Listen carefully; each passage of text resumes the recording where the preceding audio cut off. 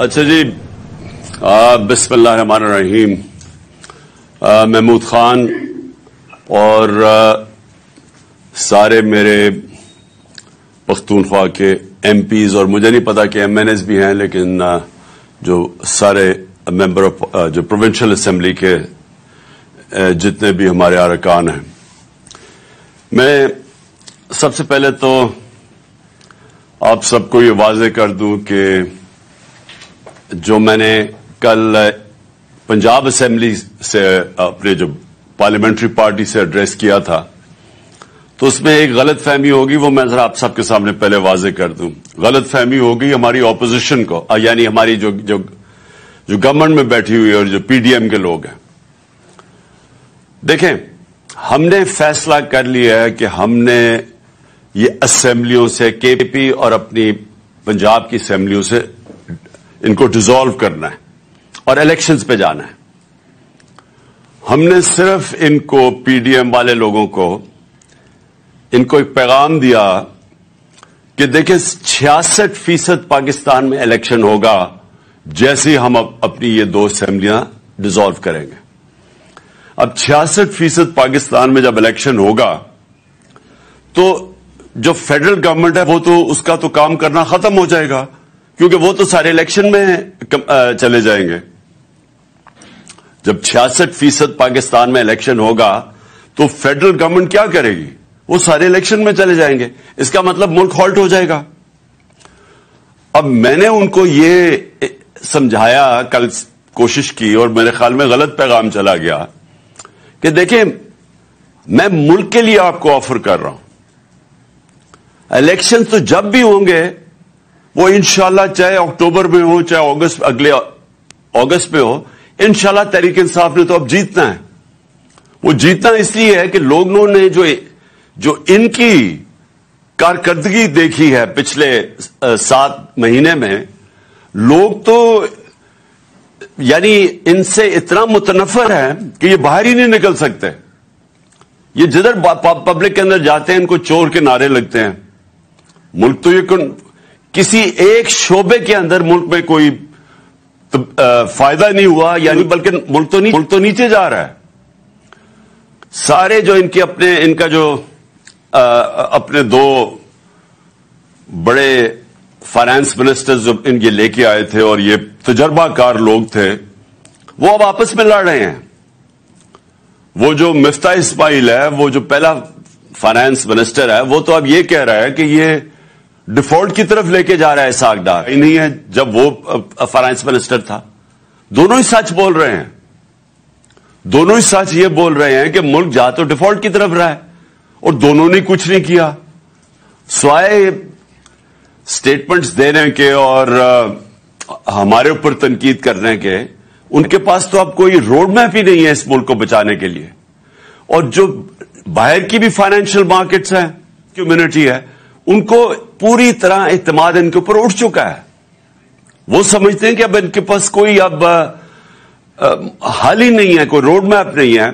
तो लिहाजा मुल्क का जो माशी हालात हैं वो बड़ी तेजी से नीचे जा रहे हैं। और कोई भी शोबा, बिजनेस ले लें, इंडस्ट्री ले लें, ज़राअत ले लें, आईटी ले लें, जो इस मुल्क को वेल्थ क्रिएशन कर सकता है, दौलत में इजाफा कर सकता है, एक भी नहीं है शोबा जो कि इनकी जो अब इस हुकूमत के ऊपर एतमाद रह गया हो। तो ना अंदर से कोई इसके ऊपर एतमाद नहीं रखता है, ना बाहर से। 75% पाकिस्तानी कह रहे हैं इलेक्शंस करवाओ, क्योंकि वो भी समझ गए हैं गवर्नमेंट फेल हो गई है। और इसीलिए आज 75% कौम इस चीज के ऊपर आ गई है कि इलेक्शंस के अलावा कोई दूसरा रास्ता नहीं है। तो ये जो पीडीएम के लोग हैं, हम सबको पता है इन्होंने क्या करना है। इन्होंने फिर मुल्क छोड़ के भाग जाना है। ये भागने की तैयारी कर रहे हैं कि अगर इन्होंने जब हालात बुरे देखे या मुल्क डूबने लगा तो इन्होंने तो बाहर भाग जाना है। इनके तो पैसे, दौलत, सब कुछ बाहर पड़ा है डॉलर्स में। तो जब रुपया गिरेगा डॉलर का तो फायदा होगा इनको।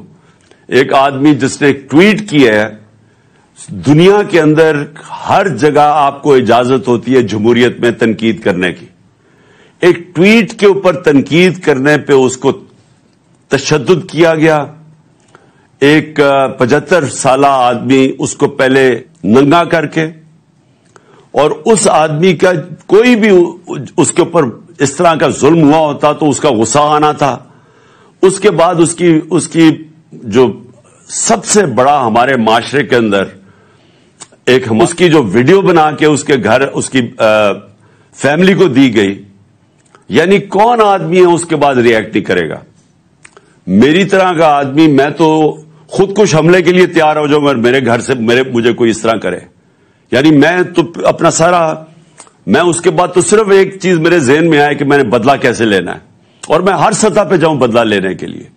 تو وہ آدمی جب اس کا سوچ دیکھیں کہ وہ کدھر پہنچا ہوا ہے, تو اس سے اگر منہ سے چیزیں نکل بھی گئی تو یہ تو دیکھیں کہ ہوا کیا ہے. آپ سب بیٹھے ہوئے ہیں اور میں آپ سب کو جانتا ہوں کہ آپ کو سب کسی سے بھی یہ ہو تو آپ سارے اسی طرح ریئیکٹ کریں. کون غیرت مند آدمی اس طرح ریئیکٹ نہیں کرے گا؟ اور اس کو آپ پکڑ کے اس کے اوپر 30 FIR کاٹ دیے اور اس کو کوئٹہ لے گئے ہیں, اور اس کی ہارٹ کی کنڈیشن ہے. سواتی کو کچھ ہوا, ہم سارے FIR کاٹیں گے ان سب لوگوں پہ جو ذمہ دار ہیں اس سے یہ اس کے اوپر تشدد کرنے پہ, اور اس کو پھر یہ جو اس کو کوئٹہ لے کے گئے ہیں, جس طرح پکڑ کے لے کے گئے ہیں, سارا ہمارے جسٹس سسٹم کا مذاق اڑ گیا. سارا پاکستان کے اندر فنڈامنٹل رائٹس, یعنی میں پھر سے بڑے ادب سے اپنی عدلیہ سے کہتا ہوں, رائٹس کی حفاظت نہیں کریں گے تو اور کون کرے گا؟ کہ کس کے پاس ہم جائیں ہیں کہ اتنی بڑی وائلیشن ہو رہی ہے انسانی حقوق کی, تو یہاں تو اس کا مطلب جنگل کا قانون ہے, تو طاقتور جو مرضی کر سکے.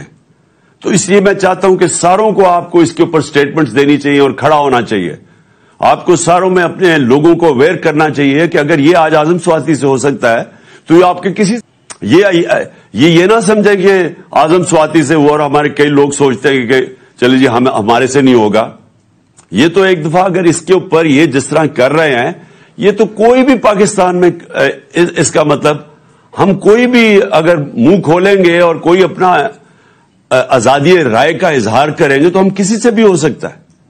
ارشد شریف سے جو ہو چکا ہے, ان کا نمبر 1 انویسٹیگیٹو جرنلسٹ, اور سب کو پتا ہے کہ وہ سب سے کریڈیبل باضمیر آدمی, محب وطن پاکستانی, ساروں کو پتا ہے. اس لیے لوگ اس کو اتنا پسند کرتے تھے, اس لیے وہ اوپینین میکر تھا. لوگوں کو پتا تھا کہ وہ ملک کے لیے کھڑا ہے, ملک کے مفادات کے لیے. اس سے جو ہوا ہے اور اسے جا کے باہر قتل کر دیا, اور مجھے اتنا افسوس ہے اپنے صحافی برادری سے, اور آپ کی جس کی بھی وجہ سے اس کے لیے کھڑے نہیں ہو رہے, یہ تو اس کا مطلب آپ سب کسی سے بھی ہو سکتا ہے. کسی صحافی اگر ارشد شریف سے ہو سکتا ہے تو کسی سے بھی ہو سکتا ہے. اس لیے میں اپنی قوم کو کہتا ہوں کہ یہ وقت ہے اپنی حقیقی آزادی کے لیے کھڑے ہو. حقیقی آزادی آتی ہے حقوق سے, حقوق ملتے ہیں رول آف لا سے. تو آپ سب کو میں یہ کہنا تھا کہ آپ سب کو مینٹلی پریپیئر ہونا چاہیے کہ ہم نے ابھی الیکشنز میں بھی جانا ہے, اور یہ ہماری مسلسل جدوجہد جاری رہے گی. یہ پہلا قدم ہوگا انشاءاللہ جب ہم اپنی پروونشل اسمبلیز میں الیکشنز کروائیں گے.